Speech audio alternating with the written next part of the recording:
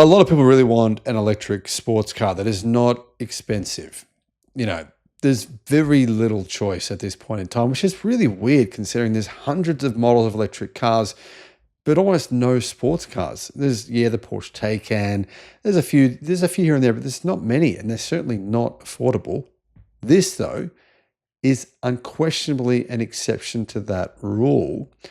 Affordability, it starts at $30,000 US. It's actually pretty good for the money too. Hello, my friends. Welcome to the channel. I'm Sam Evans. You're watching the Electric Viking. Great to have you with us. A Chinese company that is backed by Xiaomi, smartphone giant Xiaomi.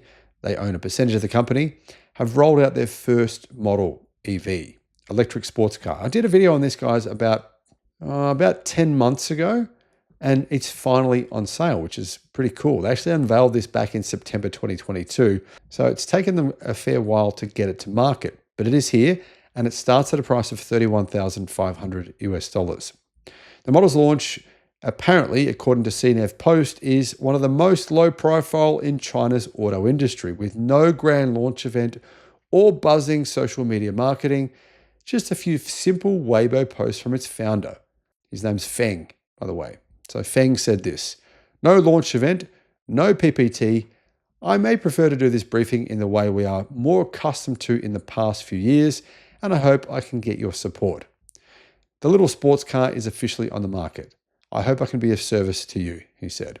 This guy actually sounds pretty cool, right? I like him. I really like him. And I actually like this vehicle. I think it looks pretty damn good for a $30,000 US sports car. I also think they don't want to sell that many. They're probably not set up to produce big numbers of them, and that's probably the reason for the lack of marketing. Now, this vehicle was on show at the Shanghai Auto Show, and as you can see, its name is the SC01. Now, the SC01 is 4.1 meters long, so it's just slightly bigger than a Mazda Miata, or as we call them in Australia, a Mazda MX-5. It's not a convertible though. As you can see, it's a hardtop. It's 1,830 millimeters wide and 1,170 millimeters high.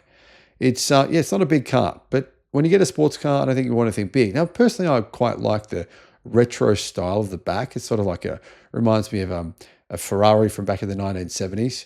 Those big circular lights. I think it's pretty cool. It's pretty rad. And this is what my video was about whenever it was, 6 months to 8 months ago. This is a very light vehicle. It only weighs 1,365 kilograms, which is about 2,900 pounds, 2,800 pounds, around there. It's really not very heavy at all. And it's legitimately quick. It can do 200 kilometers per hour, comes with dual electric motors, both with a peak power of 160 kilowatt, meaning has a total combined power of 320 kilowatt and 560 newton meters of torque. Guys, this thing is an absolute weapon. Think about it, right? $30,000 US for a dual motor sports car with 320 kilowatt, and it weighs 1,365 kilograms. Power to weight on this thing, it's an absolute beast. It can do 0 to 100 in 2.9 seconds. So that's 0 to 62 miles an hour in 2.9 seconds. And this thing should be on sale globally. There's not much available. They've got no one to compete with. I mean, anyway, batteries. Okay, it's got a ternary battery. I believe it's an NMC battery from CALB, who provide batteries to XPeng. Pack capacity to 60 kilowatt hour battery, and has a CLTC range of 520 kilometers. So WLTP range, probably around 420 kilometers. $30,000 US, 420 kilometers of range, 320 kilowatt. It's lightweight. This is a cool car, guys. It looks good. Yeah, I'm a huge fan. So China Car Custom is the name of the company, and they are backed by Xiaomi, I think financially, from what I can make out. In fact, Xiaomi's co-founder and senior vice president is one of the company's directors. And according to a report by a media outlet in China, Xiaomi spent tens of millions of dollars in the startup. So they're heavily invested in the company. I'm going to guess that their expertise with building the SU7 has helped these guys to produce this vehicle. China Car Custom was actually founded in 2014, according to CNET Post, by sports car enthusiast Feng.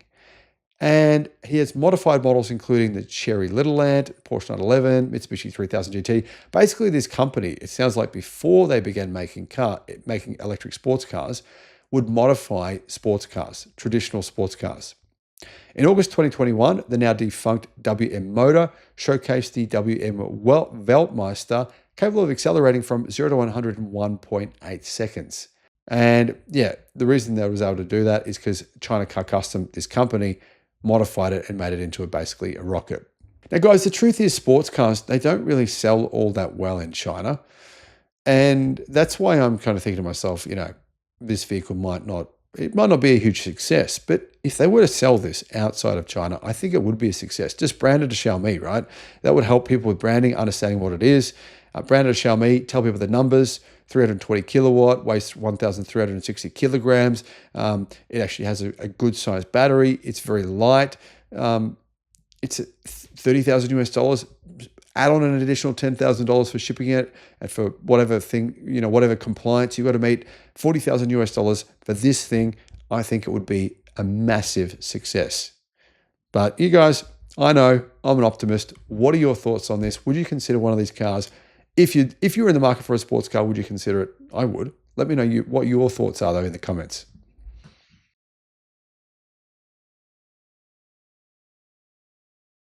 Mercedes, BMW, and Audi sales all fell worldwide in 2024. The global car market actually grew in 2024. Sales in China grew by nearly 5% versus the previous year. So some companies are winning. BYD obviously is winning. I mean, Zeekr is winning. Many car companies in China are taking sales away from these German automakers. Audi sales, for example, fell by nearly 13% last year in 2024. But it's not just Audi. It's BMW, it's Mercedes, it's the Japanese and German automotive industries. They're being hurt. Here are the numbers behind BMW's fall in 2024. Hello, my friends. Welcome to the channel.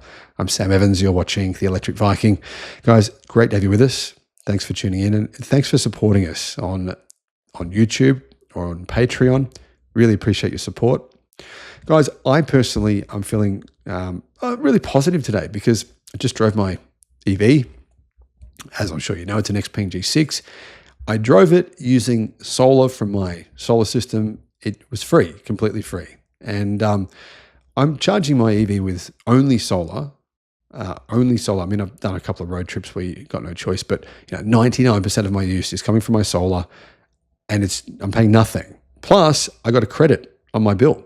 So since I got my solar system installed, I paid nothing for electricity, but I'm in credit by about $100.